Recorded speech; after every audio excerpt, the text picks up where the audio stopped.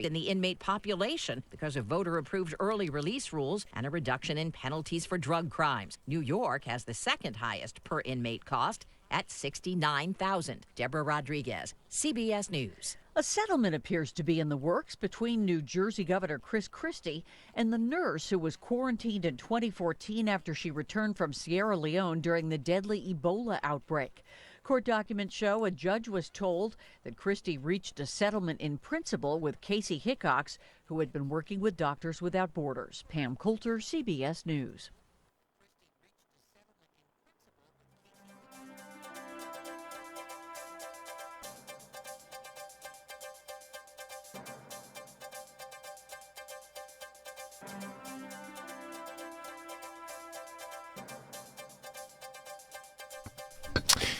Good afternoon, everybody. You're listening to KSCO Santa Cruz 205. We'll check in on your traffic very quickly. Collision reported 101 southbound at San Juan Road, 1:56 p.m. That is. Multiple vehicles. Looks like they are off to the side. No injuries, thankfully. Also, a hit and run at 1:30 reported by CHP on Corral de Tierra on the 100 block in Monterey County. Highway 1, still a nightmare here in Santa Cruz, Aptos area in both directions. Not recommended if you can avoid it right now. Otherwise, 1 looks good. 101 heavy northbound through Sargent at 5 miles an hour. It's 2:06. Time for Planet Watch with your host, Rachel Ann Goodman, Joe Jordan, and intern Tommy Martin at KSCO Santa Cruz. And we are streaming live on YouTube at KSCO Global.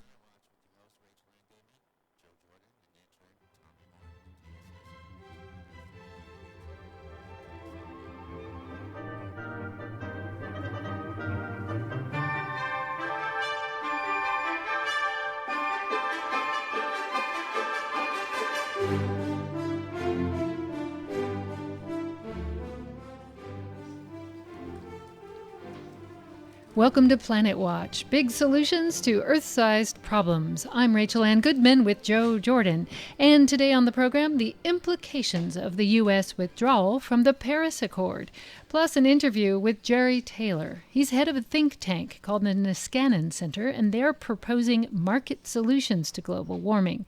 Taylor was once a die-hard climate skeptic. Find out what changed his mind and why it pains him personally, and especially at Thanksgiving dinners, that he helped his brother get a job at the country's biggest climate misinformation company, the Heartland Institute. That, plus science notes and phenomenon, plus a discussion of the withdrawal from the Paris Accords, coming up next on Planet Watch. Stay tuned.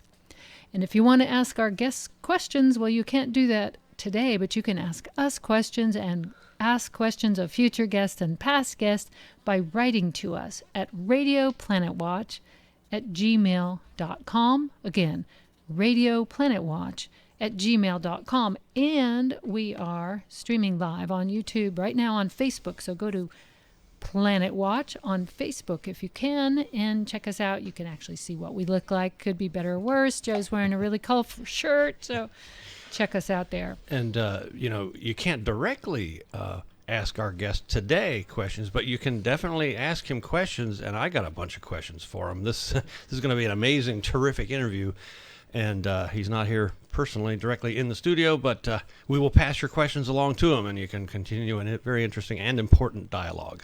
Absolutely. But first, this news.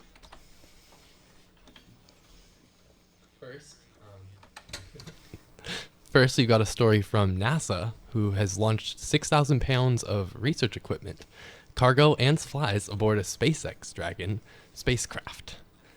Thousands of fruit flies will be sent for an experiment to learn more about the effects of prolonged exposure to microgravity. Also on board, 40 mice will test a new drug to rebuild bone and block additional bone loss in crew members, who often experience bone density loss or even osteoporosis due to a lack of gravity. A new solar panel technology, which makes the panels smaller, lighter, and more efficient, are also making the trip, along with an array of Earth viewing instruments. You can watch the arrival and robotic arm capture of the Dragon tomorrow morning at 8:30 a.m. Hey, what time zone is that, Jason? Eastern time. Okay. Well, So a bunch of our listeners are around here on the West Coast, so that's 5:30 in the morning, but hey, worth getting up for. Check it out. Get up early. Where do you go to watch, by the way? On NASA website. Oh, the NASA channel. Yes. Okay, or the NASA website. Yeah, sure, they said they'd have it live streaming on their website. NASA.gov, I think. Yeah. And it says these mice will be testing this drug. Did they volunteer? I don't think so. Yeah, I was actually thinking these mice are getting smart these know. days. They're administering these tests. But actually, I had a little item to add on to that. And my only source on this was last night's 11 o'clock news on TV. But I think it's probably true. I saw it on TV. SpaceX did another thing. You probably already know this because you probably watched TV also. But it was the first ever successful, or at least publicized and televised launch of a spacecraft that had already been launched and returned to the Earth. I don't know the details on how far that one went after the other launch. I doubt it went all the way into orbit. I think it just went up a long ways and then fell back in the ocean or whatever, and then they recovered it and they refurbished it and they launched it again. So that's pretty interesting. That's important for the future of space faring civilization, and doing it reasonably inexpensively, relatively. And these facts are recorded from the Boston Globe. In the wake of Mr. Trump's pledge to exit the Paris Climate Accord, 62.3% of Exxon shareholders staged a revolt. In a proxy vote, they demanded reports on how the oil corporation is negatively affecting the climate. Although the identities of the voters were confidential, financial companies such as BlackRock and Vanguard own around 13% of ExxonMobil stock. The vote urges the oil giant to be more transparent with projections and records. The ExxonMobil resolution, introduced by the New York State Common Retirement Fund, says that the company should analyze the impacts on ExxonMobil's oil and gas reserves and resources under a scenario in which reduction in demand results from carbon restrictions and related rules or commitments adopted by governments consistent with the globally agreed upon 2 degrees Celsius target. They also demanded a record book that reports the reserves and resources of ExxonMobil and the financial and environmental dangers the corporation may cause up until 2040 and beyond. Other oil companies and financial firms are following suit, it appears. Occidental Petroleum shareholders backed a similar resolution with a 58% majority. That majority included BlackRock in its first vote ever against the company's management over the climate issue. And that story read by Cade Postelnik, one of our interns here on Planet Watch. And another intern's here with us to share another news story she found that would be of interest to listeners. Yeah, this is another story having to do with the continuing rise in global temperature. Satellite data from the West Antarctic ice shelf has shown some shocking change. Larsen C, the name given to the most northerly and largest ice shelf, is expected to shed an ice block measuring 5,000 square miles, about the size of Delaware. The iceberg expected to break off will be one of the largest ones ever recorded, and will leave Larsen C 1/10 of the size smaller. The piece is not going to immediately add to sea level rise, but will leave the remainder of Larsen C weak and susceptible to extreme melting, with the potential to release vast amounts of water. If all the glaciers being held back by Larsen C were to collapse, the average global water level would increase 4 inches. The entire West Antarctic ice shelf that includes Larsen C contains the potential to increase global water level by 20 feet. Larsen A and Larsen B, which were part of the Antarctic ice shelf, have already collapsed within the last decade. Antarctica is warming faster than most places on the planet and will continue to heat up if a collective effort is not made to halt global temperature increase.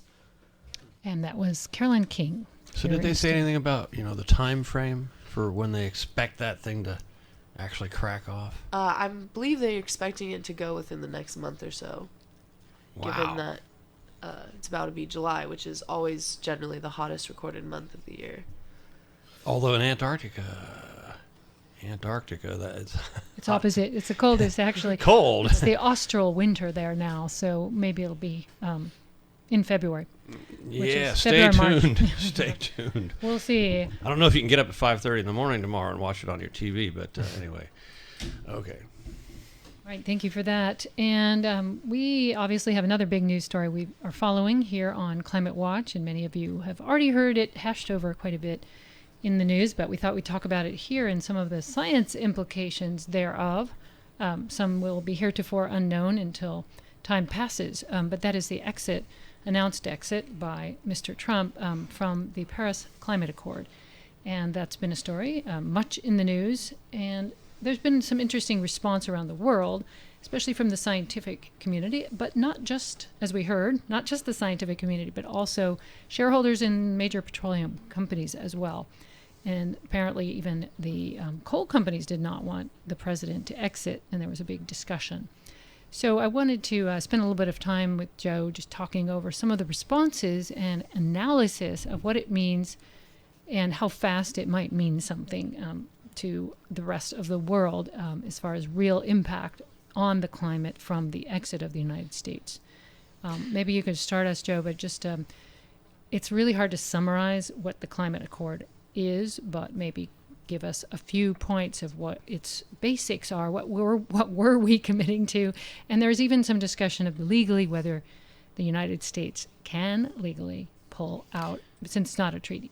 And the other key thing is, even if we can legally pull out, we cannot do it inside of a certain time frame. There is a time frame. It's going to take 3 or 4 years for us to get out of there. It's baked into the agreement itself that no member, no signatory can leave before 3 years. That was considered. They probably did that knowing that United States presidential terms are 4 years. Yeah. And we're not the only ones that have 4-year terms, right? So, well, my line on it, I just got to get it out before I forget, is that, everybody should be concerned and blah, blah, this is not good. But I am not going around wringing my hands and fretting and losing sleep over it, because the rest of the world is going to drag us screaming, kicking and screaming into getting with the program more and doing more of the right thing.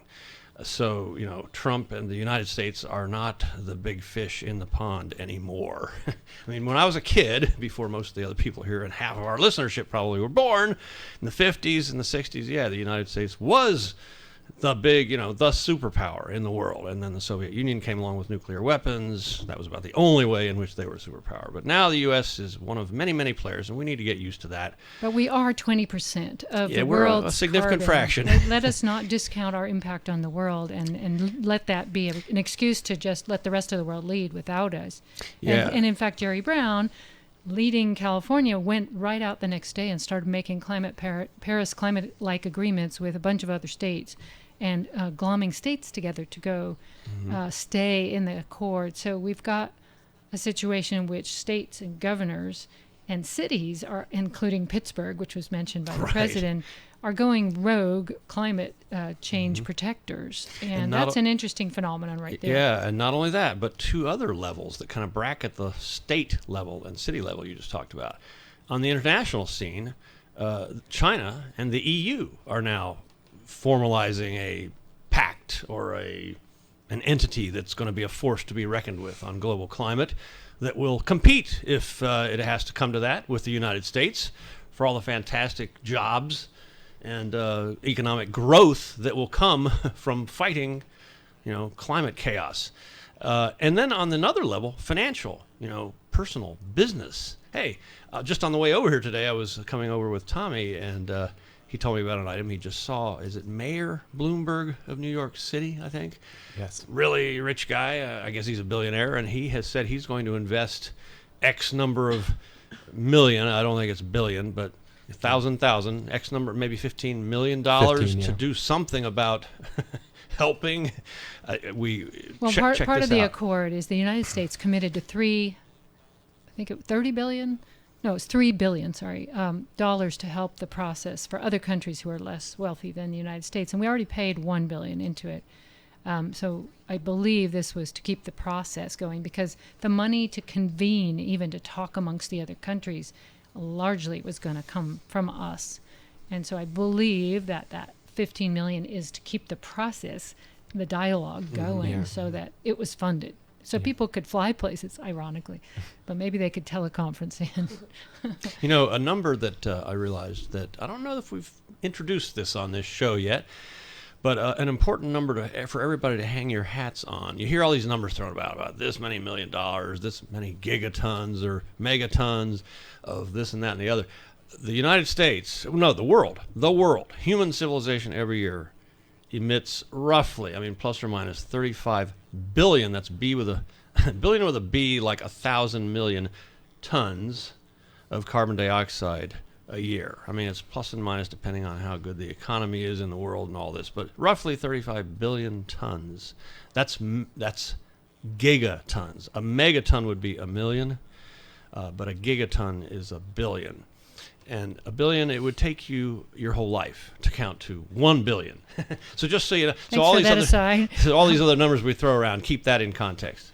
We're going to go to a really interesting interview, which I think sheds light on a lot of this in just a moment. But I want to direct people to an article I thought was quite interesting. It was written in March, so before the official pullout from the climate accords, but when it was known. This has been known for a while. That's why this big surprise and drama around it is a little anticlimactic, because a lot of the things Trump was doing to defund a lot of the EPA efforts to curb emissions, the Clean Power Plan that he was trying to scrap, and putting Pruitt, who's a climate denier, in charge of the EPA, those are all starting to unravel our participation anyway. But this article is by Brad Plummer, Plumer, and it's on Vox, and it says, scientists made a detailed roadmap for meeting the Paris climate goals, and it's eye-opening, and he pretty much lays out a decade-by-decade actual process, because the Accords left it pretty vague about what each country had to do to get there. It just said we had to keep it under 1.5 or 2. There was dialogue about that, but I think they found agreement around 2 degrees more, and even that, James Hansen said, was unsustainable, but they agreed about 2. So we're going to a dangerous limit we're not sure is safe. But even to get there and prevent runaway climate change, we're going to have to do some pretty drastic and very bold things. And there's going to have to be huge leadership. But they're not impossible things. And they involve decarbonizing our pretty much entire car fleet, power plants, and a lot of other things that will take some major leadership. Which is a good thing, by the way. Decarbonizing car fleet is fun. Fun and important. Hey, look, here's another number for context. We talked 1.5, 2 degrees centigrade rise in global average temperature. You basically multiply by 2. You multiply by 1.8 to get Fahrenheit. So, 2 degrees centigrade temperature rise, global average temperature translates to, 3.6, almost 4 degree Fahrenheit. What did I just say? Did I say centigrade a second ago? I think I said 2 degrees centigrade is almost 4 degrees Fahrenheit. Okay. All right, we're going to a short break, and right after this break, we'll have an interview with Jerry Taylor from the Niskanen Center talking about his libertarian ideas for reducing carbon emissions. We'll be right back after this.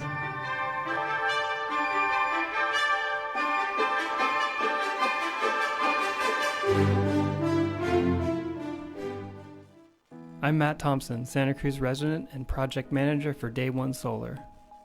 I find Santa Cruz to be such a unique place. You have community-minded residents that really appreciate the beauty that surrounds us. But with that comes a responsibility to protect our natural resources for generations to come. At Day One Solar, we offer clean energy systems that will save you money while you help save our planet. Solar energy now. Day One Solar.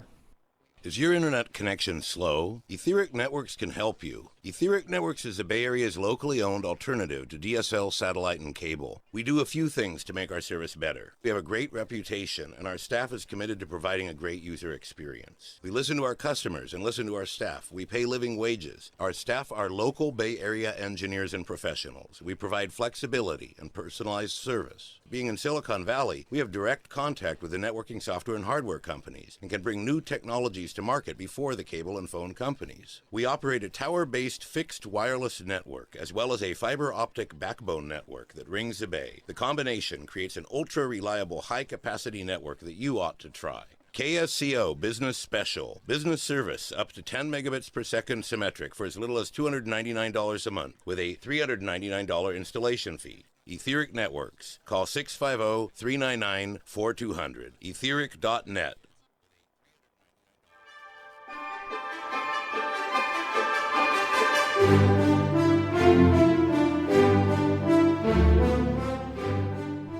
I'm Rachel Ann Goodman. Today on the program, an interview with Jerry Taylor. Jerry Taylor was once the staff director for the Energy and Environment Task Force at ALEC, the American Legislative Exchange Council. and he was also vice president of the Cato Institute and a self-described climate denier for many, many years. He was not only a skeptic, but he wrote talking points for media and other skeptics who denied that climate change was happening. Then he started to read the evidence, and as he did, he changed his mind. We'll hear an interview with Jerry Taylor up next on Planet Watch. Welcome to Planet Watch. I'm Rachel Ann Goodman, and I'm talking with Jerry Taylor. He's director of the Niskanen Center, which educates the public and tries to do lots of research about climate change and other big issues affecting our world. Thank you for being here with us on Planet Watch. Well, thank you for having me. I read a very interesting interview that The Intercept did with you, which got my attention, and it talked about your history. I wonder if you can walk us back to the time when you started to shift your views on climate change and where you were before then. Well, I was hired by the Cato Institute, which is one of the most prominent right-of-center think tanks in Washington, to direct their energy and environmental policy operations. And, of course, in 1991, when I was hired, that put me right in the middle of an emerging political war over climate change. The position I had held at Cato, and the one I was hired to embrace, was that climate change was a real phenomena, but would likely be a economic and environmental non-event, and it certainly didn't warrant any aggressive federal response. But my opinions began to degrade over time as I engaged in the business of wrestling with people on the other side. Now, it's important to note that most people in politics really don't make it the main point of their business to wrestle with people who disagree with them. For the most part, whether we're talking about people on the left or the right, they are speaking to a crowd or an audience which already agrees with them. And your job is to be the first amongst equals of those who are the best champions for the views that your audience already holds. So you're rarely in the business, really, of directly wrestling with arguments offered by the best and brightest of the side. But it was my ambition and the ambition of some of my colleagues at Cato to be involved in exactly that, to try to move needles and persuade people that the agendas for climate action they were embracing really were less compelling than they thought. So in the course of that debate, my ideas were stress test. And in response to those stress tests, I was forced to do a lot more due diligence with those arguments than is often the case. I mean, after all, most of us are probably somewhat less skeptical about arguments we would like to be true or that we agree with than the arguments that we don't believe are true or that we don't want to agree with. And in the course of stress testing some of the arguments that we were trafficking in on climate science, I found that increasingly that with almost no exception, the scientific narratives that the climate skeptics were offering were based on dodgy science, misrepresentation of fact, rhetorical games that were extremely misleading, cherry-picked numbers, or just shoddy work. And it became increasingly impossible for me to forward these arguments in any meaningful way, given the fact that the foundation of the arguments were based on narratives that I completely lost faith in. So in that turning, is there something in your upbringing, in your moral compass that told you that it was somehow wrong or that you were ignoring something moral? Or what was the turning for you? What internally you think shifted? Is just facts that moved you, or was there something else also going on? I think in American politics, whether we're talking about climate change or health care or no matter what the issue, we oftentimes conflate disagreement with some sort of moral issue, and I don't think that's usually very appropriate. Most people that I know in the climate skeptic camp honestly believe what they're saying. Most people who disagree with us honestly disagree. I'm sure there are some people who are relatively amoral about these things, like the attorney who represented the client for a dollar. But the reality is that most people on both sides of this issue are quite genuine in their beliefs. So there's no real, moral wrestling that occurs. It's really more a matter of motivated cognition. We are all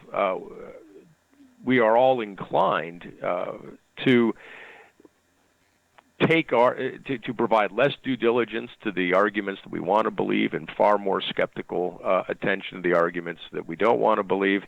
And we tie ourselves in knots to use our reason to justify the positions and opinions and arguments that we're paid to forward, or that we believe for ideological, dogmatic, or partisan reasons. So this isn't really so much a moral matter. I think what happened in my case was that the engines of motivated cognition began to fire less fiercely, given the fact that it's very hard to come face to face with the fact that most of what you're trafficking in is falling apart around your very eyes. And the thing is, most of my colleagues in the climate skeptic camp were never put in that position because they never really did the due diligence with regards to the arguments they're affording that they should have. And again, they didn't have any real incentive to. If your only audience is Fox News or National Review or Breitbart or Tea Party activists, how seriously do you have to wrestle with the other side? Well, if your audience is utterly unfamiliar with the arguments that are offered by the other side, or at least the better arguments offered by the other side, or the science behind all this, they've never looked at an IPCC report, they have no interest in doing any of those sorts of things, you never really have to wrestle with this stuff, which means that you're never forced in the course of your own business to kick tires and try to find strengths and weaknesses from the arguments being forwarded in the debate. Do you think that there might be a tiny group of people who are paid to intentionally misrepresent the facts so that the fossil fuel industry can extend its life span and not have a carbon tax or other financial burdens put on it? I watched a movie called Merchants of Doubt, which made a pretty compelling case about that there's a group of people that really are trying to muddy the waters on purpose, like the tobacco industry did, about the cancer dangers of smoking. Now it's being used, the same methodology seems to be being used by some in the fossil fuel industry to confuse the public intentionally. That kind of made me sad to read about and hear about that. Well, there are people in my old world who intentionally misrepresent data, arguments, and facts, but they don't do it, in my opinion, because they're paid to do it per se. The motivating factor here is not cash from fossil fuel companies or whomever may have an interest here in fighting back against climate action. The real motivating factor is ideology and dogma. For a lot of people on the right to acknowledge that climate change is real and pose very significant risks is to open the door to, in their minds, massive government regulation of the economy and human behavior, and those are things that conservatives and libertarians simply don't want to do. And so if the price of acknowledging that climate change is a real and present danger is to essentially give up everything that you believe about the role of government in the economy and in private life, you are going to tie yourself into intellectual pretzels to try to fight that argument off. And for those who are engaged in conscious misrepresentation, it's largely sort of like cheating at the game. If you want to win an argument, you can do it honestly, or you can do it dishonestly by misrepresenting data. And there are people who do engage in that. But this is not a particularly unique thing to climate science or climate debates whatsoever. I think you'll find ideologically or partisan-motivated misrepresentation all over the place in American politics on the left and the right. It's very easy to see in the climate arena. That's why we're discussing it. But I think that explains much of what goes on when we look at dodgy and dishonest argument and science. I think that's far more what's in play than just some sort of cash transaction and hired obfuscation. Sure. Well, you have a unique perspective since you were writing the Skeptic Talking Points for a living in communicating to the tiny minority. And it is a pretty small group. I think it's like 7 to 10% of the public is hardcore, what they call dismissives. They think it's a hoax.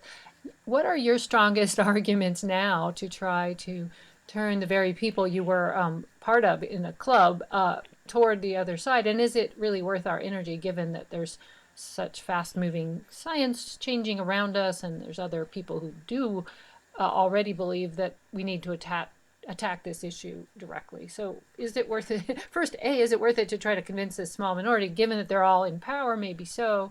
And B, what do you do to turn their minds toward? Well, that's an interesting question. Some people are not going to change their minds no matter what. Let's face it. Today, in the present world, there is a significant number of Americans who believe that evolution is a fraud and that the Bible explains how life came to be on Earth. And that everything that we're taught about biology is some sort of humanistic / socialistic nonsense.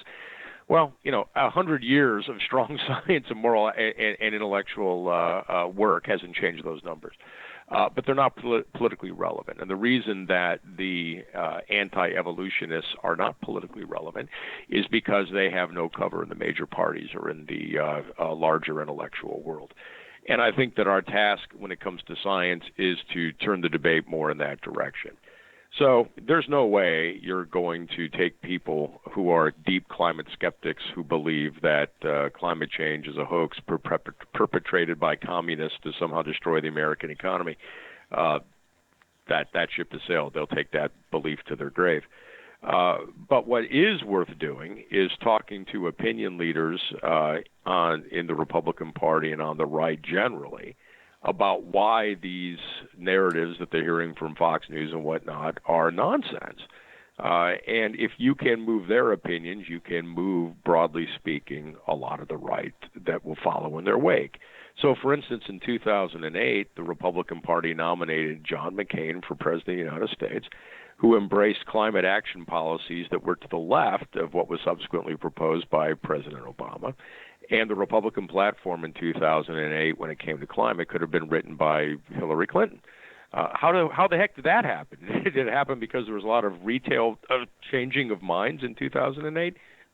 No, it happened because Republicans, like Democrats, follow the cues from their political champions. Their political champion in 2008 was John McCain, and he embraced climate action, and so did they. And in fact, you can see in public opinion polls that Republican support for climate action peaked at around the time that John McCain was nominated for President of the United States. So our strategy in trying to move needles in the Republican Party and on the right is not to engage in every, spat in a Rotary Club or in a obscure talk radio station. It's to talk to Republican office holders, political elites, and the people who have influence with them, and to make the point that to be scientific, to embrace science is not to embrace liberalism, it's to be literate.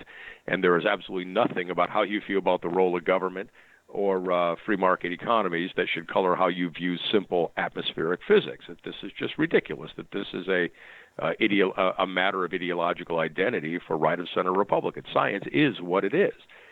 And that Republicans do have a very good answer to climate change, arguably a better answer than is trafficked by the Democratic Party, which is to harness price signals and market mechanisms to decarbonize the economy and leave it to market actors and when to decide when, where, and how to go about that business, guided through prices which accurately reflect the risks associated with consuming carbon and producing other greenhouse gases in the atmosphere. So you're talking a carbon tax or some sort of fee and dividend project like the carbon. Yeah, I mean, what you do with the revenue is a separate question, but the fact is we need to price the risks associated with climate change.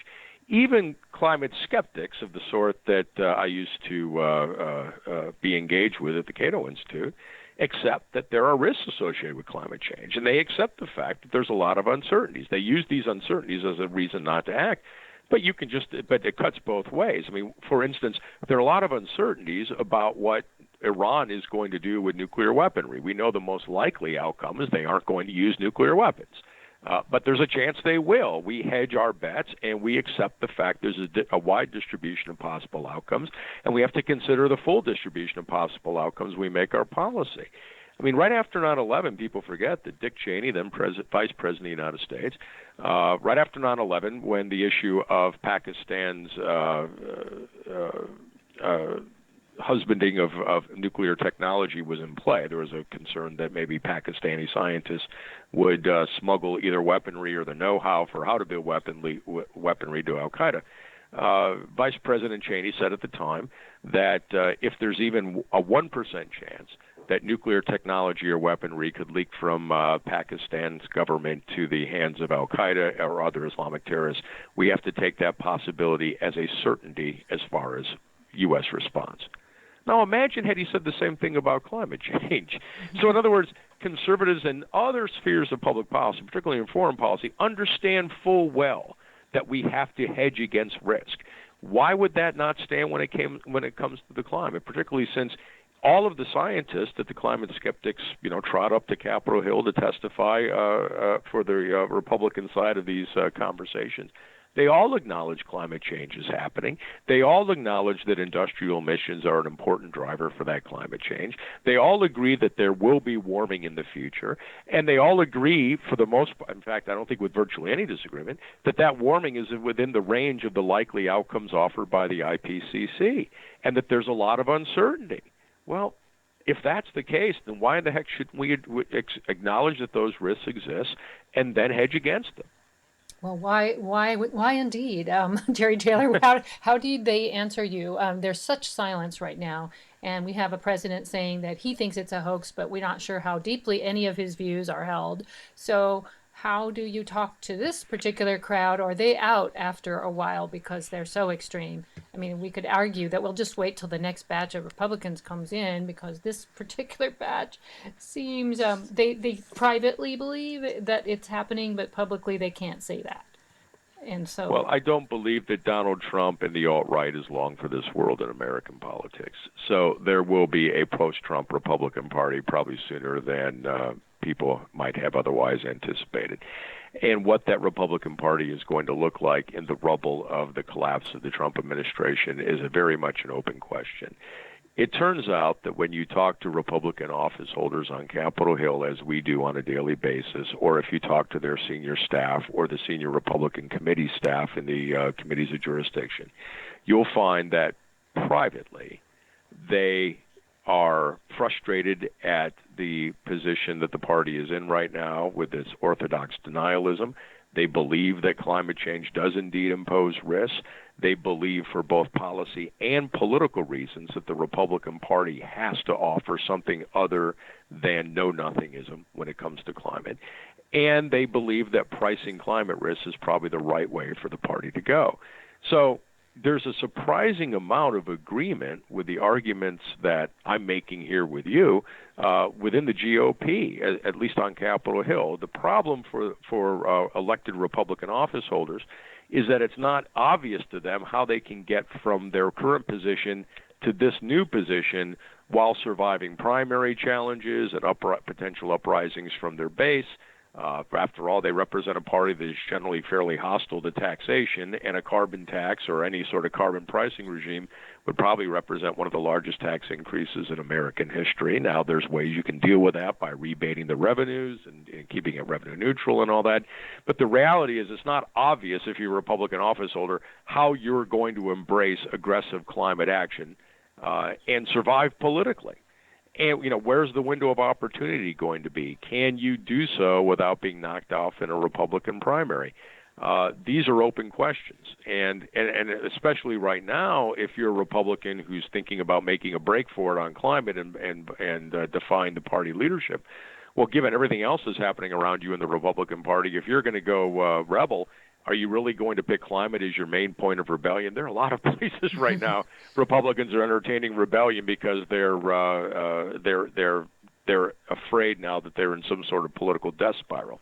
So, things will probably take some time to play out, but the tectonic plates within the Republican Party are not stable when it comes to climate, and they're moving, and everyone up there who does business on the Hill knows it. Fascinating times to be in, and what someone said is, the tobacco story took 50 years before the people who lied to us about cancer were punished, but we don't have 50 years to turn this boat. It's needing to turn much quicker. Some of the science is changing much quicker than even scientists had predicted. Especially sea level rise has now got a new report coming out every year, and by the time it's published, it seems to be outdated. So we may have to turn quicker than the United States political system is prepared to do. Does that just mean we've ceded it to other countries, and can we do that? Well, I agree with you. The case for alarm with regards to what may very well be in our future as a consequence of climate change is becoming more and more compelling with every passing year. This is not a policy or scientific fad. The evidence for the seriousness of climate change mounts continually, and we can see around us the consequences. And that's one of the reasons why you see a lot of Republicans peeling off on this issue. One of the common denominators is they're in coastal regions, and they can see what sea level rise is doing and will likely do to their districts in the future. But I wouldn't necessarily be so despairing of federal response, even given where the Republican Party is today. People forget that if you asked, tobacco officials or people who are investing in the tobacco industry or people who are regulating the tobacco industry in 1985 what the prospects were for all that followed in the early 1990s with the tobacco deal and the regulation of tobacco products from FDA and whatnot, most people said that would never happen. And yet it happened very, very quickly. Policy on issues like this can change far faster than people sometimes appreciate. The tobacco experience is a perfect example of that. What caused, I think, the tobacco industry to collapse so quickly is that there were just a declining number of smokers. Right, as your population of smokers continues to decline, the political opposition to tobacco regulation likewise declines. And once it hits a tipping point, things move very fast. The analogy in the climate arena is as renewable energy and clean energy and low carbon energy continues to increase market share, continues to see production cost decreases, as it becomes increasingly obvious that we don't need to rely on fossil fuels to drive this economy indefinitely, then I believe you're going to see a situation where the collapse of the skeptic community happens on a great pace. Because their main argument now, the argument I used to traffic in when I was at Cato, is that if you want to decarbonize the economy as a response to climate change, go to Pennsylvania, Dutch country, and you'll find out what the world's going to look like, right? You're going to have to get rid of industry. You're going to have to get rid of industrial civilization. We're going to have to go back to some pastoral world. We can't run the economy on 12th century energy like wind and sun. That's how we ran the medieval world. We got out of that through fossil fuels. That's a very compelling story, and maybe 20 years ago there was some merit to it. But today, fossil fuels are losing the race. And that's increasingly clear to everyone in the market. And as that becomes increasingly clear to the public as well, and political actors, I think you're going to see the table set for some very quick and positive policy change. Well, I certainly hope you're right. You're listening to Planet Watch. I'm Rachel Ann Goodman. I'm speaking with Jerry Taylor. He is head of the Niskanen Center, which is a think tank and institute which is pushing back against some of the climate denial and trying to educate members of Congress to act more forcefully on the issue of climate change and other big issues.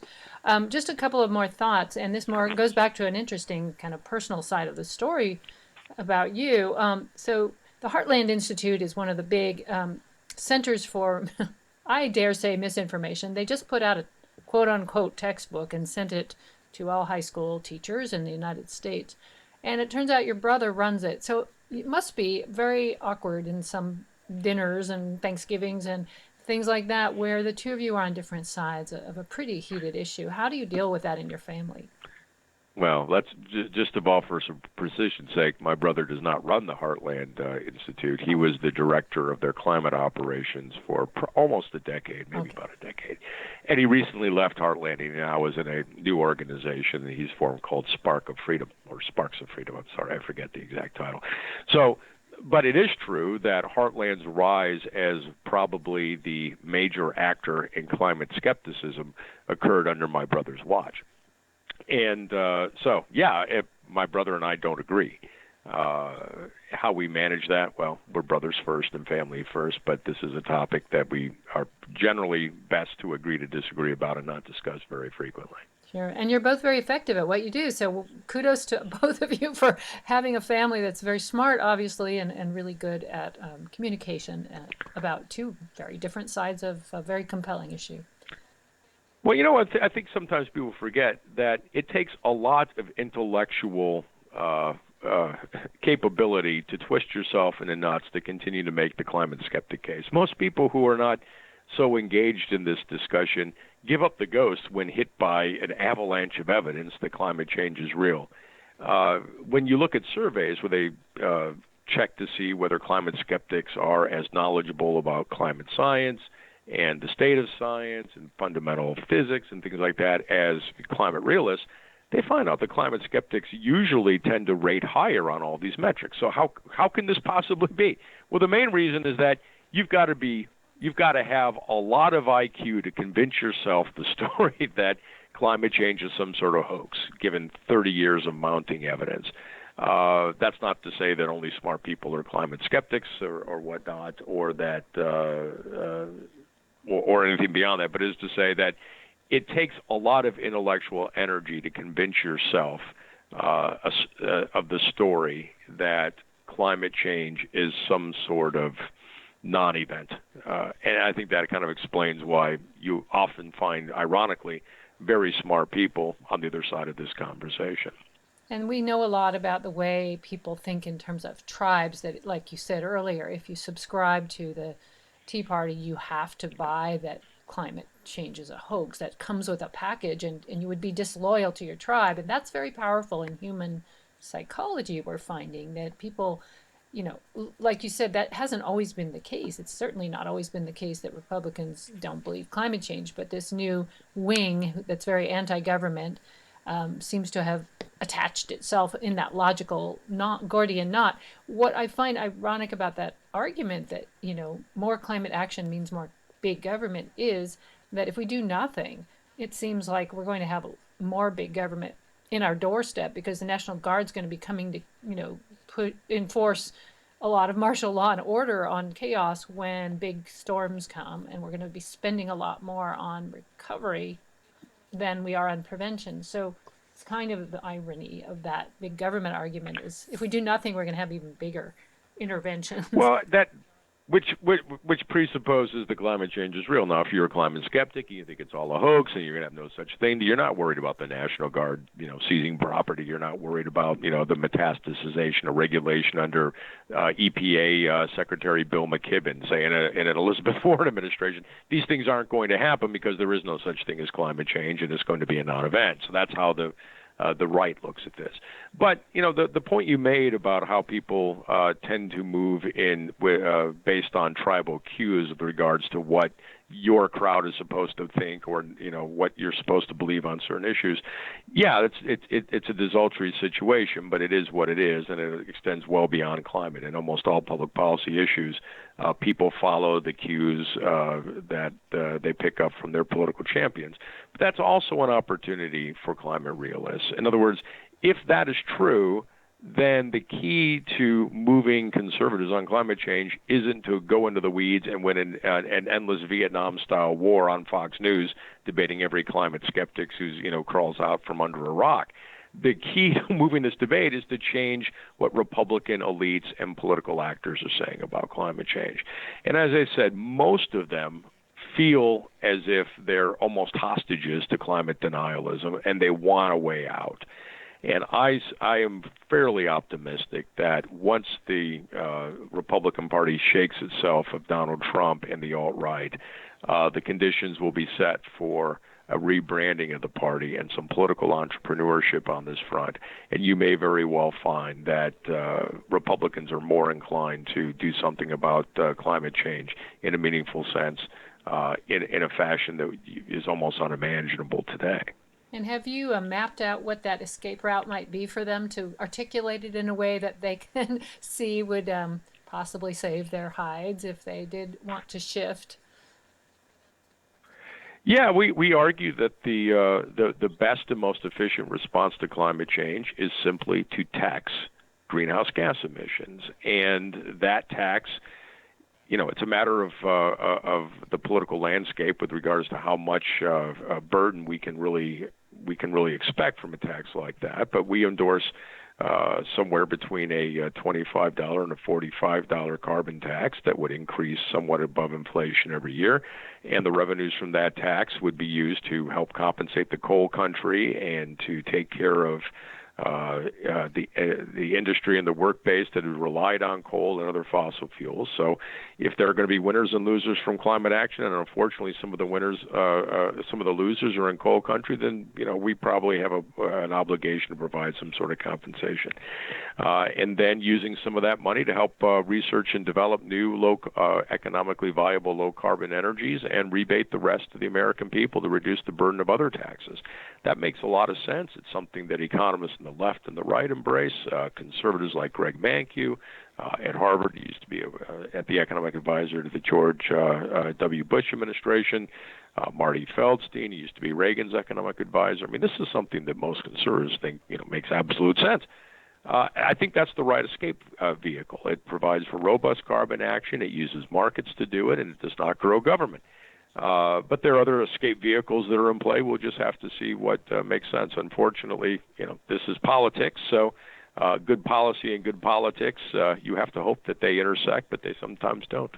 Well, we wish you all the best of success. The world depends on us all coming together around this issue, so I really appreciate you spending the time with us here on Planet Watch. I've been speaking with Jerry Taylor. He is head of the Niskanen Center in Washington, D.C., and thank you so much for joining us here on the program. It's been a really wonderful conversation. I wish you all the best of luck. Thank you, Rachel. Good to be with you. All right. You take care. This is Planet Watch, and thank you so much for tuning in. If you'd like to write to us or comment on the interview or get more information, you can email us at radioplanetwatch@gmail.com. I'm Rachel Ann Goodman, along with Joe Jordan.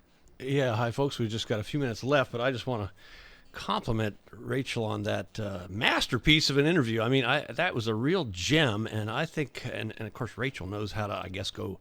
I want to urge her to apply for an award, a media award. That is an award-winning interview.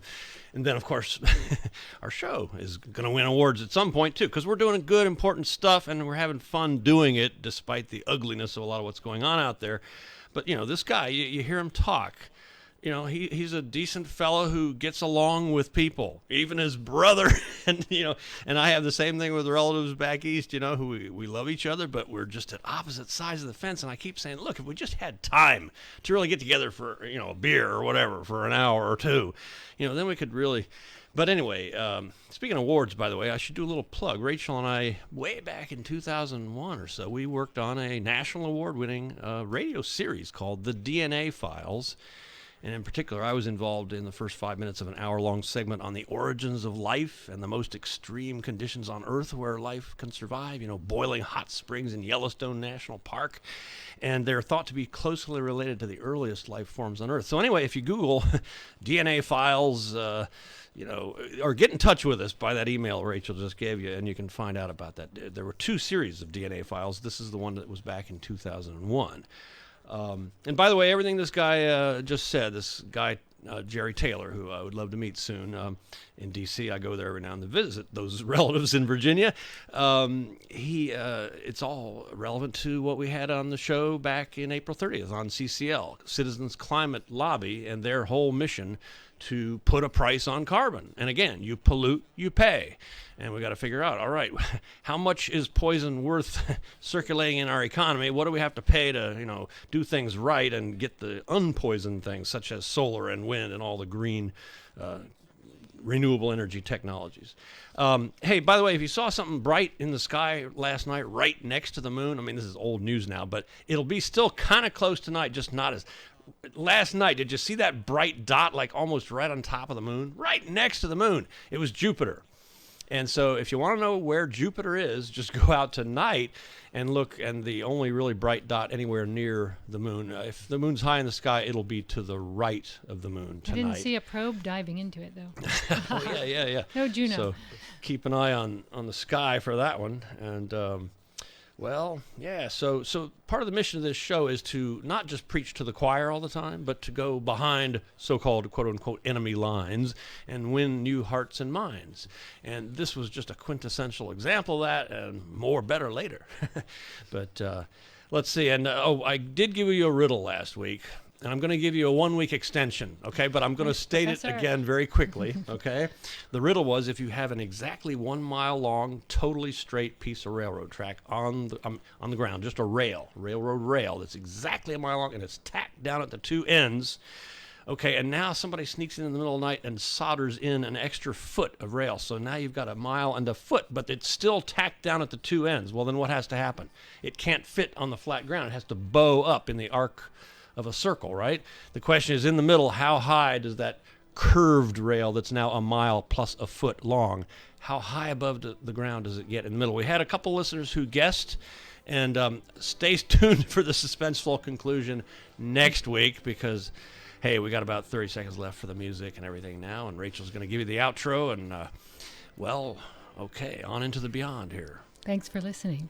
This is Planet Watch, produced at KSCO AM 1080. Special thanks to our engineer Jason and our interns Tommy Martin, Cade Pastelnik, and Caroline King.